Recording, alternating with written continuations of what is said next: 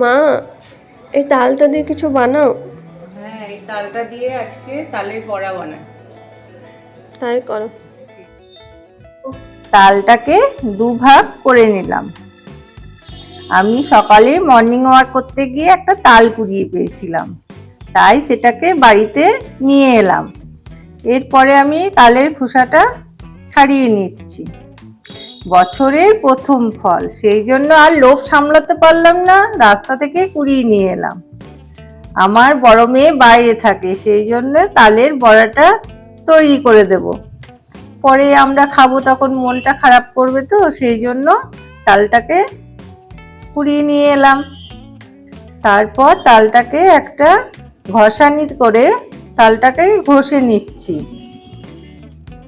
আমি এই ঘষানিতে করে ঘষছি, কিন্তু ছোটতে দেখেছি আমার মা, ঠাকুমা, দিদারা ঝুড়ির মধ্যে তালটা ঘষতো। আমি ঝুড়ির মধ্যে তালটা পারি না মাড়ি বের করতে, সেই জন্য এটাতে করে বার করছি।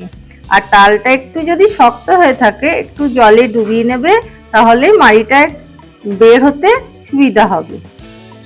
দেখো মাড়িটা তালের কি সুন্দর বেরোচ্ছে। যদি শক্ত থাকতো তাহলে তালের মাড়িটা এত সুন্দরভাবে বের হতো না। সেই জন্য আমি তালটাকে একটু জলে নরম করে নিচ্ছি, সেই জন্য মাড়িটা খুব সুন্দরভাবে বেরোচ্ছে।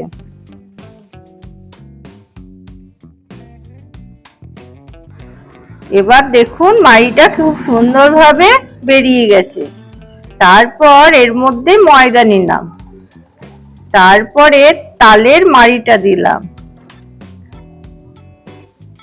চাল বাটা দিলাম, আতপ চাল, আপনারা দিতেও পারেন না দিতেও পারেন, সুজি দিলেও ভালো হয়। আমি কিন্তু চালের বাটা দিয়েছি। নারকেল গুঁড়ো দিলাম, মৌরি দিয়েছি, অল্প কালো জিরে দিয়েছি।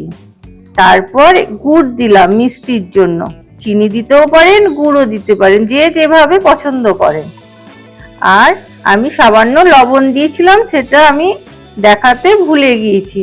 মিষ্টির সঙ্গে একটু লবণ দিলে মিষ্টির স্বাদটা একটু ব্যালেন্সটা ঠিক হয় এবং খেতেও ভালো হয়। তারপর ওটাকে ফেটিয়ে নিতে হবে, একটু ভালোভাবে ফেটাতে হবে, তাহলে তালের বড়াগুলো খুব সুন্দরভাবে তৈরি হবে। তেল গরম হয়ে গেছে। এই তালের মিশ্রণটাকে অল্প অল্প করে নিয়ে বড়ার মতো করে ভেজে নিতে হবে। আর একটা কাজ হতে পারে, এই তালের মাড়িটাকে আপনারা যদি রোদে শুকিয়ে রাখেন, তাহলে এটা পরে আবার বানিয়ে নেওয়া যেতে পারে। তালের মাড়িটা শুকিয়ে যাওয়ার পর অফ টাইমে আপনি খেতে পারেন।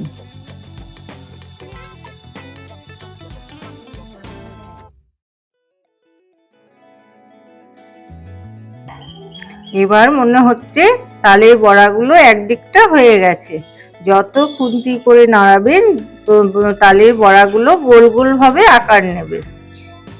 এর বড়া রেসিপিটা যদি আপনাদের ভালো লাগে, তাহলে আপনারা একটা লাইক এবং কমেন্ট করবেন। আর অন্য কোনো যদি রেসিপি দেখতে চান, তাহলে আমাকে কমেন্টে জানাবেন।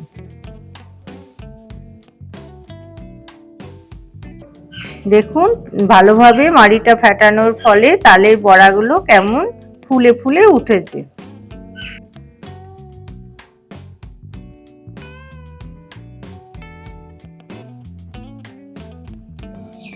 এবার মনে হচ্ছে তালের বড়াগুলো হয়ে গেছে।